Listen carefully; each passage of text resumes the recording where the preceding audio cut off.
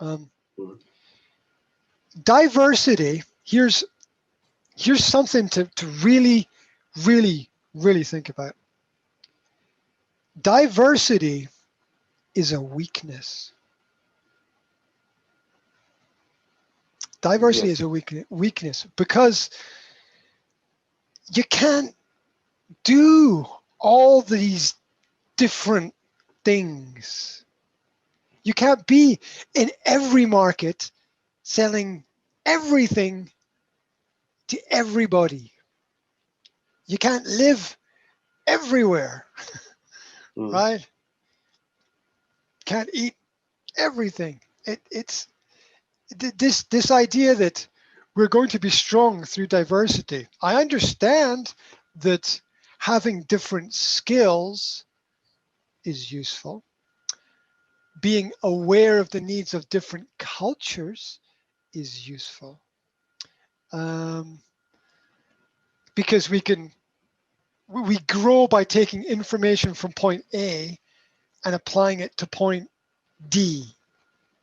That's how we grow, by linking two things that haven't been linked before. Yeah, you take a product from here and you link it to a company over there. They haven't met before, and that's a strength point. Yeah, it's a new connection. It's a new Mm. relationship. Yeah, um, and we do this through focus. And focus requires two things, or maybe three: limitation, discernment, and discrimination. That's it. Discrimination. You have to discriminate. Okay. Discernment is the ability to see something and know what it is. Okay. Yeah. Uh, Basic example: man walks into a bar, you look at him and you think, it's a bad man. I'm out of here, right? Yeah, but that's a primitive example, right? We see this every day in tense. So you get the offer and you look at the offer and you're just like, no, no, that's a bad offer, right? Thank you, but no thank you, right? Mm. I appreciate your time and effort and energy. Now I'm going to go and do something different. Um, because it's not obviously not a win-win situation there. But in order to go forward, and this is the opposite of what we're taught. We're taught it's children. Children are taught you must not discriminate. Discrimination is very bad. That's rubbish, Mm. because every every choice that you make is discrimination. Time playing with John is time not playing with Peter and Mary and Fred, right? That's discrimination. You take something and you say yes, and you take a lot of things and you say no. You can't eat everything for breakfast, right? Mm. You take something and you're like, okay, this is my breakfast, right? You can't you don't do your shopping in 15 different shops. You try to pick one supermarket and go to that one supermarket and pick up everything. That's discrimination. Yeah. You say in life, we say no a lot more than we say yes. Mm. And it's not always negative. Because if we're aware of it, it's not negative. If we don't know what we're doing, it's negative. But, if we are aware of, I said no to this because of this is wrong, or this is not good for me, then that is a good thing. If you just Mm. say no, no, no, no, no, no, no without thinking, that's obviously not a good thing, right? So we need discrimination. We want to teach our children to play with the good children, to play with the nice children, Mm. to play with the friendly children, to play with the children who are better than them. so that our children get lifted up, but also to play with the children who are not as good as our children, so that they learn to help other people as well. But this is all discrimination. We discriminate on a daily, every time we buy a piece of clothing. How many pieces of clothing exist in the world? Billions, right? What do we buy? One item. One item. It's discrimination. I'm discriminating against all these other things. Yeah. And then it's made even more complicated because people talk about positive discrimination and negative discrimination. It's just being human, right? It's just being who we are to get the job done, because why do jobs exist? You know, picking a person for a job is discrimination, right? Because you got 12 people who want the job and you say no to 11 and yes to one. You are saying this person is better. What's that? It's discrimination. But it's discrimination based on positive ideals and development and moving forward. And it's also understanding that that diversity as a focus is a weakness beyond the level of having the necessary skills, right? If you spend all your time, let's think of it, right? If you spend all your time learning how to bake cakes, right? You spend all your time learning how to make cakes.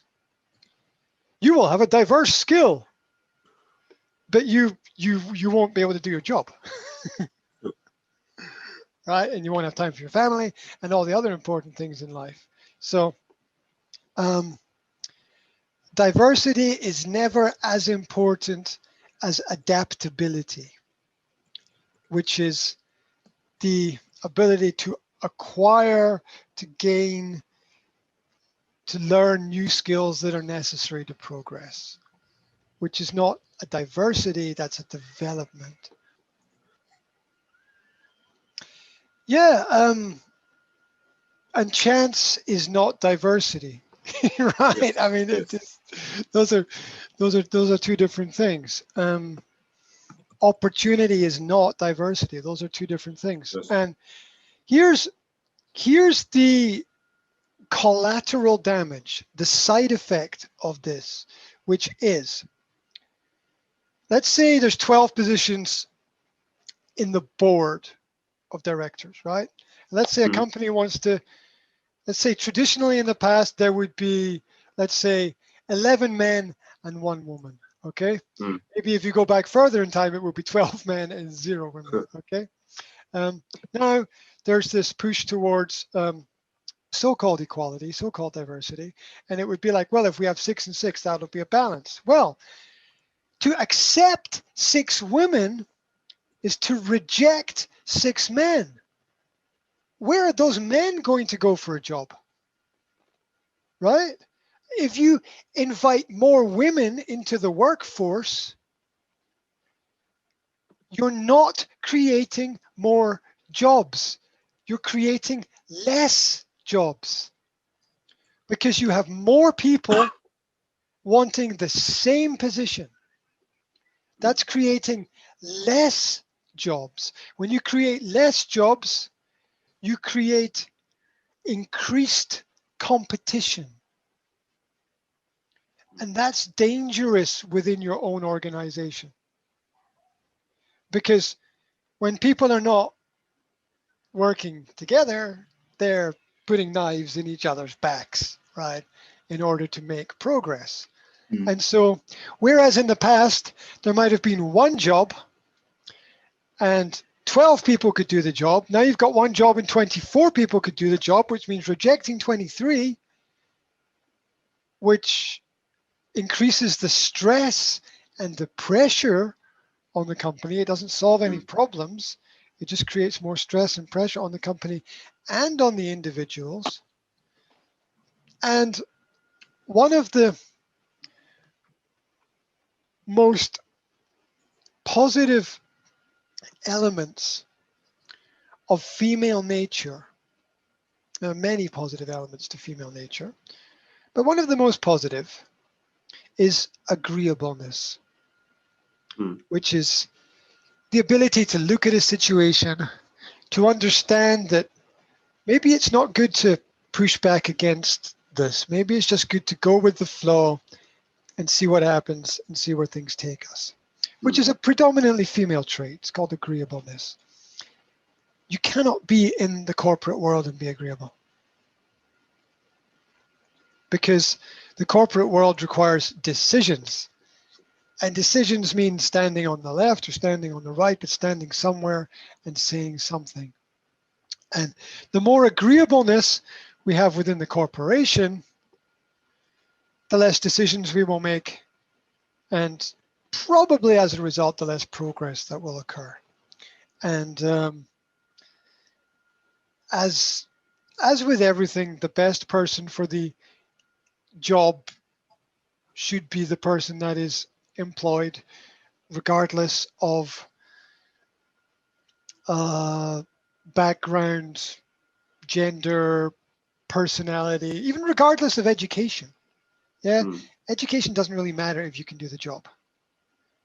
People can be, there are many examples in the past of people who started in companies, in the mailroom of the company, or as a delivery person for the company, and they showed determination, enthusiasm, intelligence, and they worked their way up. It maybe took them 20 years, but they worked their way up through the company step by step, year by year. And what happens is, if they stopped working their way up and they were still they still had that drive and enthusiasm, they left and they started their own business, and they worked that way. But there's definitely a sort of and it's harder for women to be in those higher level positions, because if they want to have a family, they need to devote a large amount of time to their children and a large amount of time to their pregnancy, and this is time that they naturally cannot give to their company, naturally. And if the company is sensible, the company doesn't want that, because the company wants their employees to be good employees and to be happy. And if they're not happy in their family, it's going to roll over into their company and their work, and they're not going to be happy at work. And people don't like employees with problems. Because we've all been in a situation where somebody comes into work every day with the same problem, and this goes on for months, maybe even years, and it doesn't create a good atmosphere for people. And so yeah, it's a big financial stress it's a bigger financial stress on the company when they employ women in the higher positions, and it's a stress on the women themselves, because they have to make a choice between family and career. And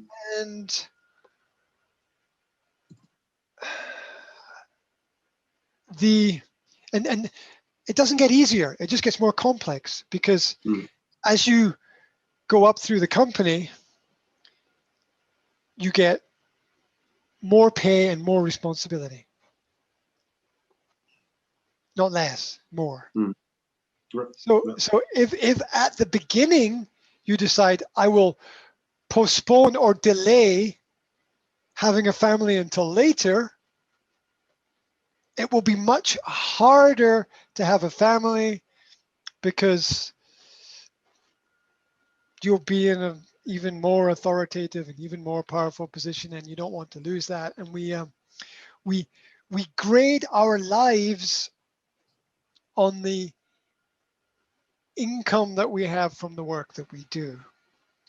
And it's very hard to step out of that box at any point in time. Some people are capable of taking steps backwards.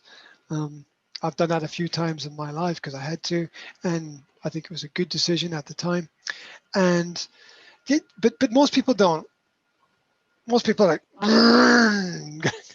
got to drive forward. We just totally natural. I get it. Mhm. Totally natural. And we need that incentive and that drive to get anywhere in life. And and what another side effect of all of this is that men lose their drive. A classic example would be the employee somewhere in some company who stops working as hard as they could because they look around at everything that's going on and they're like, I can't change it. I can't fight against it. I have to live with it. Mm. So I'm stuck. Mm. And there's hundreds of thousands of people right now across the world in that predicament where the future that was the promise in the past is now different because the corporate idealism, which is once again that everybody can do everything, um, is maybe is maybe flawed. Well, time will tell, but I don't think personally you can be a successful woman in the boardroom and have enough time for your children. I Mm. don't think that is possible. Um, and it's also, according to the latest statistics, average income for families across the Western world has been dropping since 1973.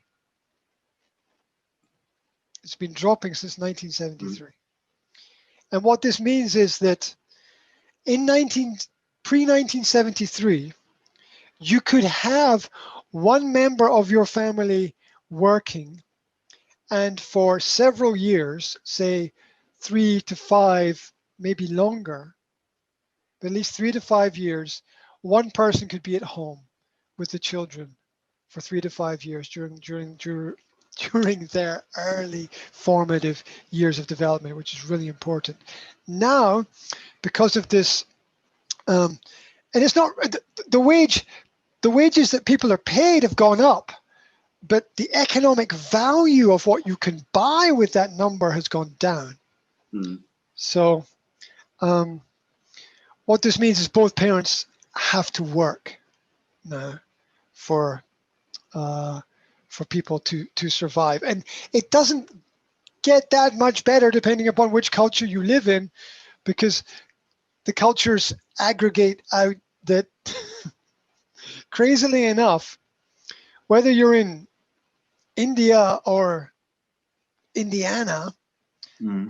um, you're going to get paid more in one of these places and less in the other, but you're going to find yourself in exactly the same problem, exactly the same predicament. Because because in Indiana, you're going to have more disposable income that you're going to spend on more disposable products. Mm. Because that's the culture. And in India, you're going to have less disposable income, so you're going to spend less on less disposable products. Mm. Yeah, and you'll see this in Western culture, where if you visit I can say this carefully, if you visit the house of a person in Eastern Europe, Mm. in a person's house, everything has a function. We have this for this reason Mhm. because we use it for that. If you go to the West and you go into a person's home, you will find a lot of shit, a lot of things, a lot of things that people have bought that they don't use, Mm. but they have it because they think that they need it because everyone else has got one. as society became poorer in the West over the last 15 years, which it has become in general, what has opened up is a secondary market in the resale of home goods. And we see this through places like eBay and mm, Facebook Marketplace, where mm, people can and do actually make a living by either selling the products they have that they don't need anymore, mm, or buying products in there and selling them on, because people sell things because they want the space and they want to get rid of it quickly, and people buy it, and then they they can check prices and resell it on. And if you do that carefully and you want to do that and put time and energy into it, you can make as much money doing that as you can almost anything else. Because mm, if you look around carefully, you can probably make 100% on a lot of purchases. Yeah. You can buy something for £5, sell it for 10. You can buy something for 10, sell it for 20. mm, You're not making exactly 100% on it, because you're putting in time and resources and energy into doing it. But think about this as well. When you go to work, you're expending energy. And if you have a car and you go to work, for most people, the company is not paying for the car, right? mm, For most people, the company is not paying for the fuel. The company is not paying for the maintenance. So that's another expense that the individual person has. Um, so that dynamic where both parents now have to work is increased stress on the family. And fortunately or unfortunately, companies are taking advantage of this. mm, And it's putting a lot of stress on men, because where men had to compete only with men in the past, now they have to compete with women in that area. Now, as we said earlier, the best person for the job should get the job. There are some jobs, no, there are 99.99% of jobs that if I apply for them, there will be some woman that's better than me. Okay? mm, Because I'm not good at 99.99% of things. I'm good at a small, narrow area of things that I've practiced for many years. In that area, I'm good. But outside of that, I'm just average, and there's going to be a lot of mm, people that uh, that are better than me. But this increased competition is hell for men. One of the results of this is increase in uh, death for men. Stress leads to death.